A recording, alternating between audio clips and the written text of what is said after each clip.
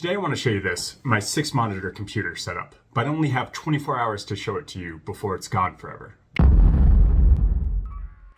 We've lived in this house since 2016 and I work from home, so this is my home office setup. This is actually the third revision of this setup. The first setup was actually in this corner over here with 3 ultra-wide monitors and an L-shaped desk I purchased from Craigslist. That setup worked pretty well, but the monitors took up almost all of the desk space. A couple of years went by and I decided to upgrade that setup with 2 1080p televisions and 2 television arm mounts, which I had in my basement just gathering dust. I had the necessary outputs on my computer, so it was an easy upgrade. I made a video about that setup and it worked pretty well. But after a couple of years, I decided I wanted higher resolution for the top monitors and a little taller, non-ultra wide monitors for the bottom set. AMD released some new CPUs and Nvidia came out with their 3000 series graphics cards. I decided to upgrade my computer and in the process also upgrade some of the monitors. I spent about 3 months trying to order a CPU and a GPU with no luck until I realized I should just stop wasting my time and buy a pre-built machine, which is what's back here. I bought this machine off of CyberPower PC. It has an MSI RTX 3070, an AMD Ryzen 5900X, which is a 12-core CPU, 64 gigabytes of G.Skill Trident's RGB DDR4 3600 RAM, a 2 terabyte SSD, and a 2 terabyte hard drive. The case is a CyberPower Amethyst 240V mid-tower, and the AIO is an NZXT Kraken Z73 RGB. When I bought that computer, I also bought these 3 32-inch LG monitors as well. But what I didn't realize when I bought that computer is that the 5900X CPU did not come with integrated graphics. So my plan of having a 6-monitor setup was put in jeopardy because my graphics card only had 4 outputs. To get around that, I ended up pulling out the 750 Ti out of my old setup and installing it in this new computer. So let's talk about these displays, which are the real eye catcher of this whole setup. The top 3 monitors are 29-inch LG monitors with a resolution of 2560 by 1080. The bottom 3 monitors are also LG monitors, but are 32 inches with a resolution of 2560 by 1440. I found the arm for all these monitors on Amazon, and it was crucial to getting them all sort of aligned somewhat acceptably. It's a 6-monitor arm, and after I finally figured out how to make all of the fine adjustments, it really helped to get the monitors just right.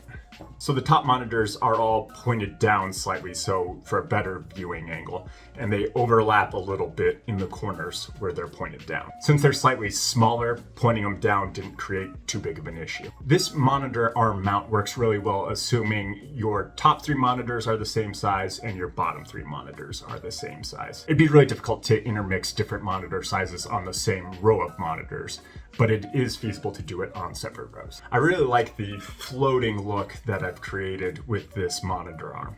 I can, slide my keyboard under here if I want it out of the way, if I want to clean up my desk. I get asked a lot if I really need 6 monitors, and the answer of course is no, but it's really nice to have for the work I do. I do engineering design, and it's nice to be able to reference a whole bunch of plans and Google Earth and Excel documents all at once rather than trying to click through different tabs. When I'm working, I actually end up splitting each of these monitors in half so that I have more like 12 screens rather than 6.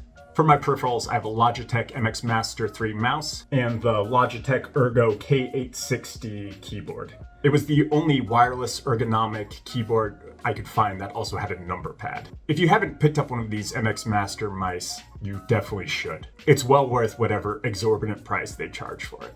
For my cable management, I've been using 3 sections of J-channel raceway mounted to the wall. If you don't look close enough, the cable management looks pretty clean, but it gets a little messy if you start snooping. Let's talk about this desk. This is a desk that you would normally find in a cubicle. It's an L-shaped desk with a little bit of a bevel here in the middle. So this desk is actually meant to mount on some cubicle walls and the special cubicle filing cabinets. I got around that by mounting a 2x4 to my wall, which the desk sits on, in addition to sitting on top of the filing cabinets. It's super sturdy. It has no issue bearing the weight of the desk in addition to the weight of all of these monitors. I really wanted a black desk, so in setup number 2, I actually painted the whole desk black, which was a horrible idea because within 3 months the desk just started peeling up. After about 5 hours of scraping all that paint off with a razor blade, I finally decided to cover the entire desk in black vinyl, which has worked out really well. The only downsides of it is that it shows fingerprints pretty well, and also I have to use a special car vinyl cleaner to get it clean.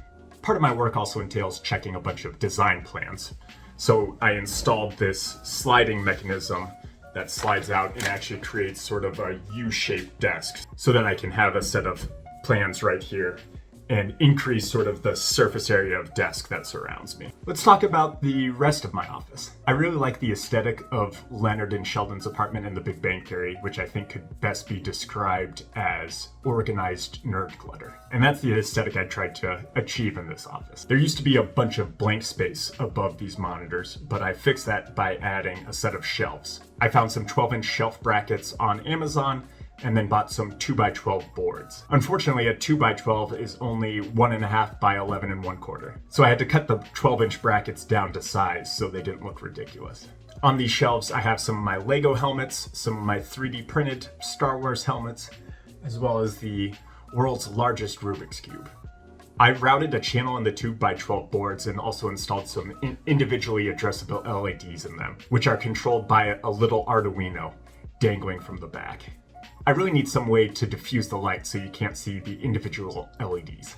It looks pretty tacky right now. That said, I do like the look of the wires running in between the LED strips, which lets you know that this was, sort of a DIY project. I've really tried to utilize every square inch of wall space in this office. Over here, we have my wall of degrees in case you ever doubted whether I graduated high school. I've also got my wall of mugs.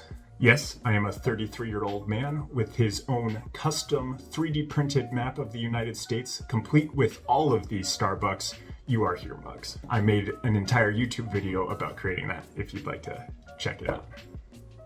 I've also got a large file cabinet filled with books I've never read. I also got suckered into buying some of those disc plates, which are supposed to be, artwork printed on metal. I feel like I got a little suckered because it's not printed directly on the metal. It's more like a sheet of paper wrapped around a sheet of metal. I've also got a mini fridge and 2 different printers, and then a closet to shove things in when I decide I want to make a video showing how organized and clean my office is. So why is this the last day of this setup? Well, we'll be moving to a new home in Iowa in 3 months, and we need to put this house on the market. The realtor took one look at my office and said, everything has to go.